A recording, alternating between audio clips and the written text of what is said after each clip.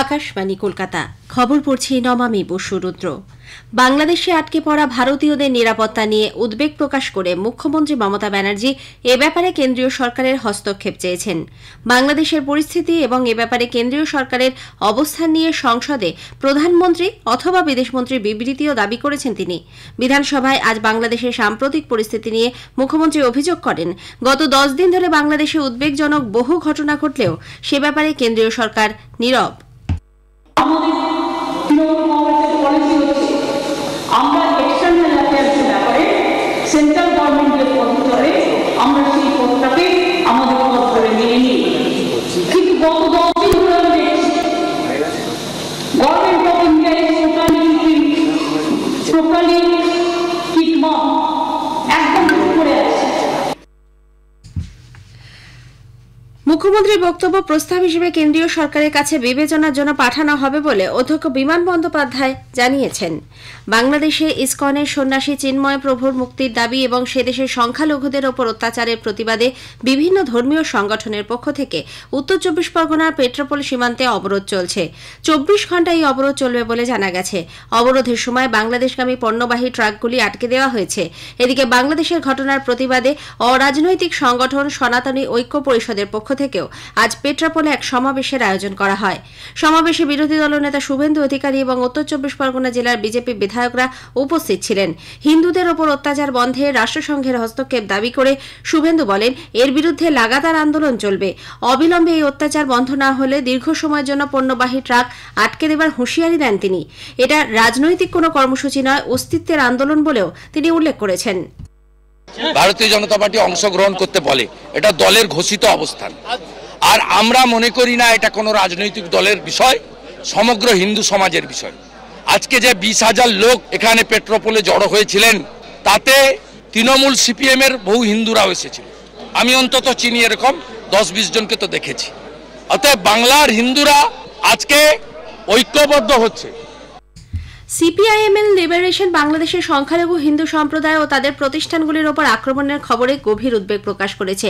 পাটনায় আজ ভারতীয় communist party, মার্ক্সবাদী লেনিনবাদী polit bureau বৈঠকে এ প্রসঙ্গে গভীর উদ্বেগ প্রকাশ করে এক বিবৃতি দেওয়া হয়। সংখ্যালঘু হিন্দু সম্প্রদায় এবং নাগরিকদের সম্পূর্ণ সুরক্ষা ও অধিকার রক্ষা, সংকীর্ণ মৌলবাদী শক্তিগুলির ঘৃণা প্রচার ও সম্প্রীতি বিনষ্ট করার অপচেষ্টা বন্ধ করতে বাংলাদেশ সরকারের কাছে আবেদনও জানানো হয়েছে। সংসদের উভয় সভার অধিবেশন আজও দিনের মতো মুলতবি হয়ে গেছে। শীতকালীন অধিবেশনে আজ নিয়ে পরপর 5 দিন উভয় সভাতেই কোনো কাজ হল না। এদিকে সংসদের শীতকালীন অধিবেশনের অচলাবস্থা কাটাতে লোকসভার অধ্যক্ষ ওম বিড়লা আজ বিকেলে সংসদ ভবনে বিভিন্ন রাজনৈতিক দলের সঙ্গে বৈঠক করেন। শ্রী বিড়লা সমস্ত সদস্যদের অধিবেশন নির্বিঘ্নে চালাতে অনুরোধ জানান। সদস্যরা সভা পরিচালনায় অধ্যক্ষের অনুরোধে সম্মত হন বলে জানা গেছে। কংগ্রেসের গৌরব গগৈ, তৃণমূল কংগ্রেসের কল্যাণ বন্দ্যোপাধ্যায়, টিডিপির লাভু শ্রীকৃষ্ণ, দেবরায়ালু, ডিএমকে টিআর বালু, এনসিপি সুপ্রিয়া সুলে সহ অন্যান্য বেশ কয়েকজন সাংসদ উপস্থিত ছিলেন। পরে সংসদের বাইরে সাংবাদিকদের সামনে সংসদ বিষয়ক মন্ত্রী কিরেন রিজিজু বলেন, আগামী 13 ও 14 তারিখ লোকসভায় সংবিধান ইস্যুতে বিশেষ আলোচনা অনুষ্ঠিত হবে। রাজ্যসভায় এই আলোচনা হবে 16 এবং 17 তারিখে। চলতি বছরে ধানের নাড়া পোড়ানোর হার গত বছরের তুলনায় 68% কমেছে বলে সরকার জানিয়েছে। পরিবেশ প্রতিমন্ত্রী কীর্তিবর্ধন সিং আজ লোকসভায় এক লিখিত জবাবে বলেন, 2022 সালে পাঞ্জাব, হরিয়ানা, দিল্লি সহ জাতীয় রাজধানী অঞ্চল, উত্তরপ্রদেশ ও রাজস্থানে নাড়া পোড়ানো 53,000-এর বেশি ঘটনা সামনে এসেছিল। এবছর সেই সংখ্যা কমে দাঁড়িয়েছে 12,530-এ। রাষ্ট্রপতি দ্রৌপদী মুর্মু বলেছেন, ভারতীয় রেভিনিউ সার্ভিস বা রাজস্ব পরিষেবা আইআরএস এর আধিকারিকরা অর্থনীতিকে এক অভিন্ন কর ব্যবস্থায় সংযুক্ত করার পাশাপাশি প্রশাসনিক মূল্যবোধকেও তুলে ধরেন।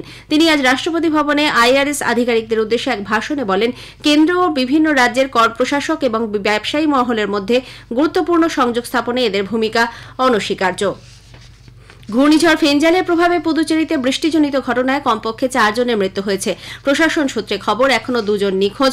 মুখ্যমন্ত্রী এন রঙ্গাস্বামী মৃতদের পরিবার পিছু 5 লক্ষ টাকা অর্থ সাহায্যের কথা ঘোষণা করেছেন।